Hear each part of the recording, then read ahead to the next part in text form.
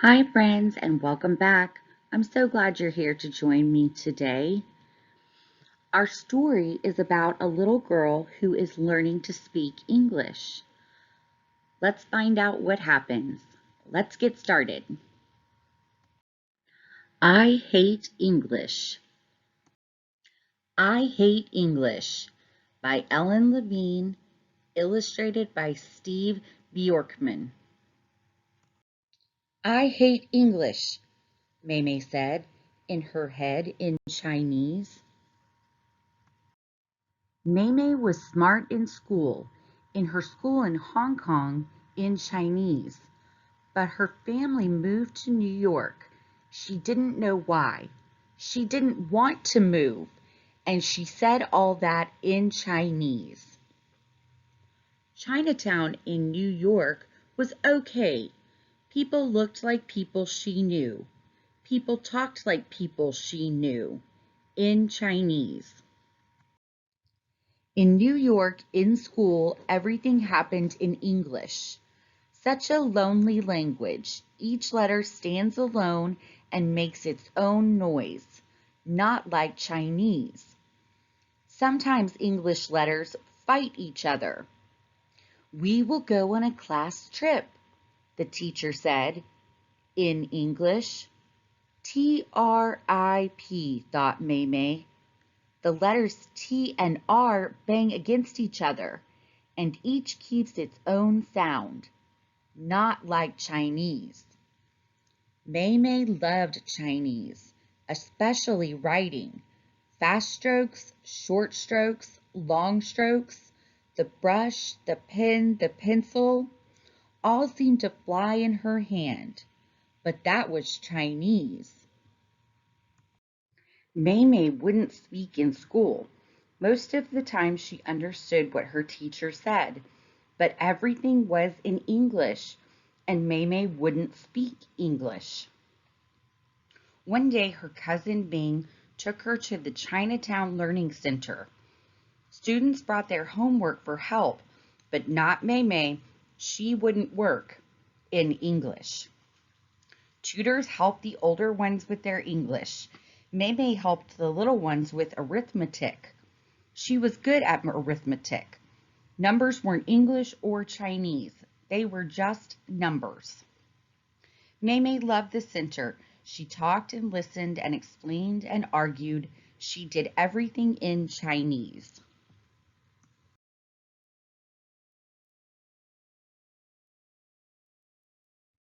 She helped the director set up the tables.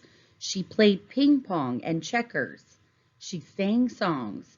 She wrote letters to friends in Hong Kong, all in Chinese. Dear Yi Feng, she wrote in Chinese, how would you like me to visit you? She laughed as she finished the letter. Then she had to write the address in English. Silly post office in New York, she thought. Why can't they read Chinese? Maymay had a dream. She thought about it at least once a day, sometimes twice or three times. She told Bing about it in Chinese. All the gang, Bing and Mona and Shek and Leo and Anne, would go on a plane to Hong Kong. On the plane, everybody would speak Chinese. Instead, they went to Jones Beach.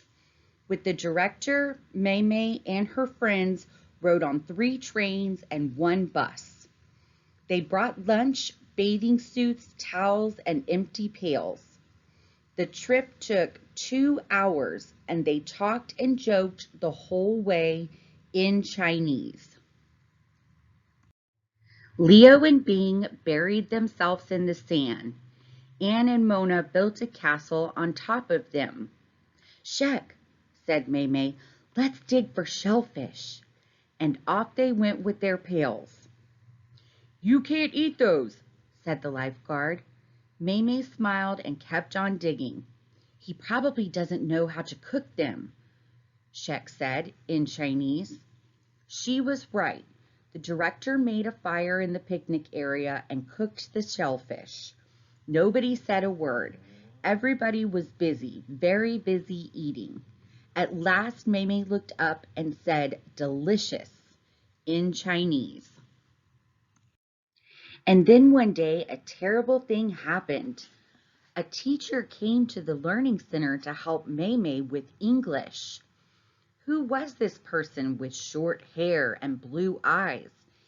And why was she smiling? Maymay was afraid she wouldn't speak a word in English or Chinese.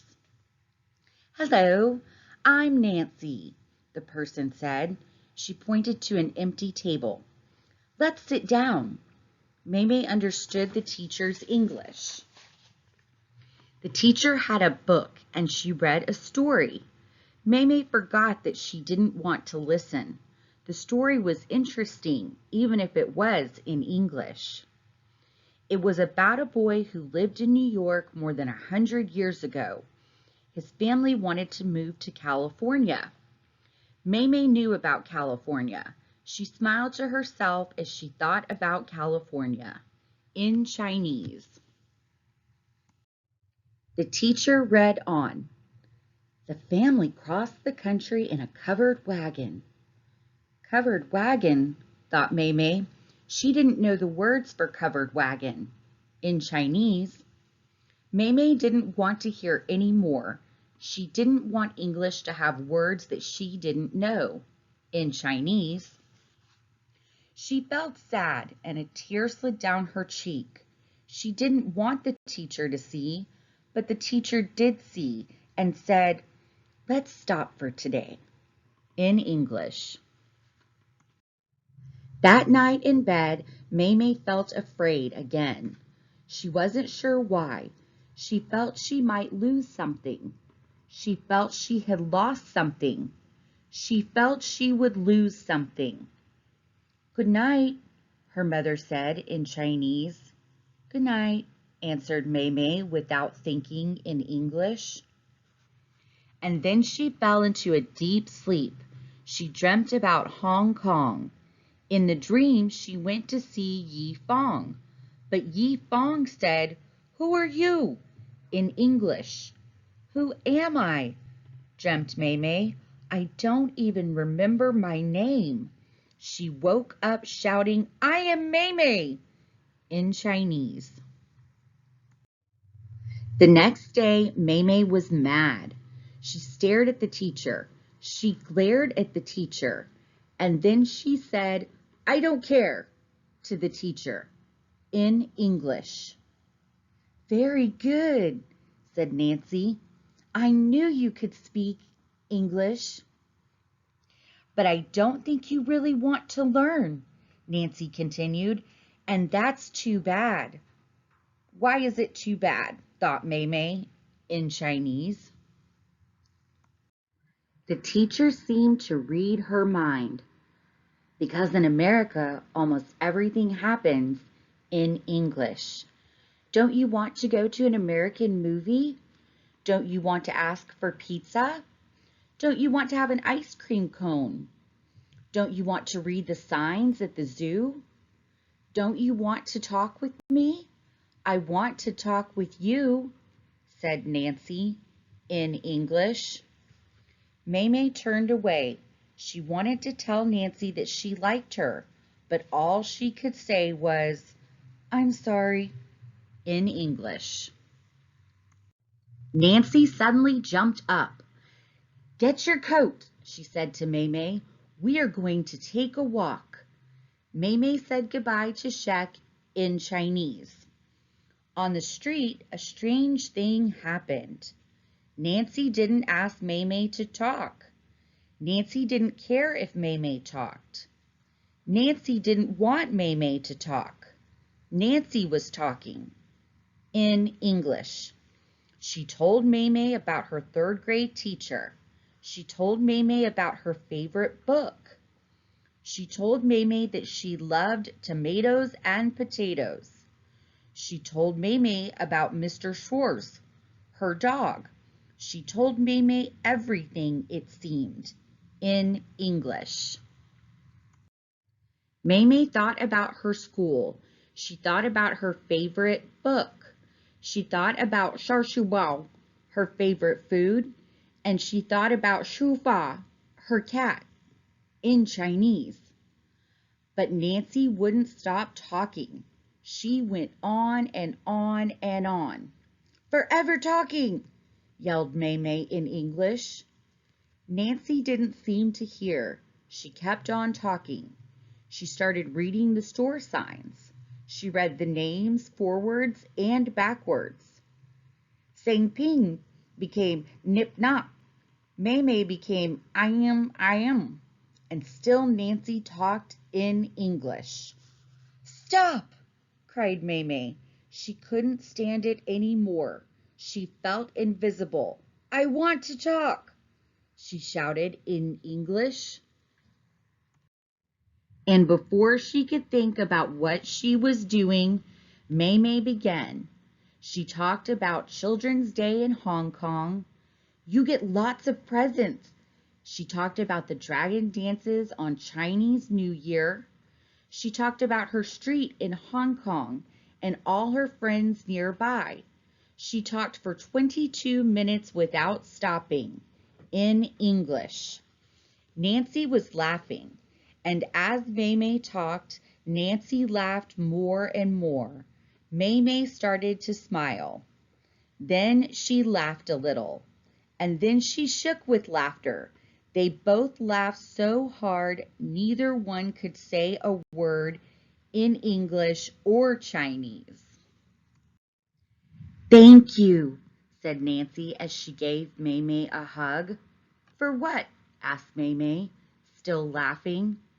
"For giving me," said Nancy, "a present of English."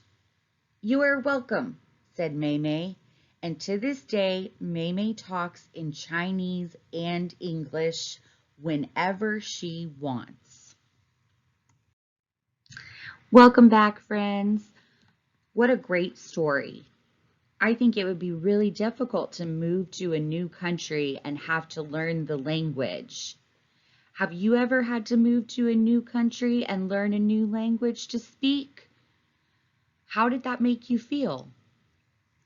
I hope you enjoyed today's story. If you'd like to see other stories, please visit my channel at The Teachers Read Aloud. Please remember to follow, like, and subscribe. And if there's any books that you would like to see read, please drop me a comment. Thank you. See you next time.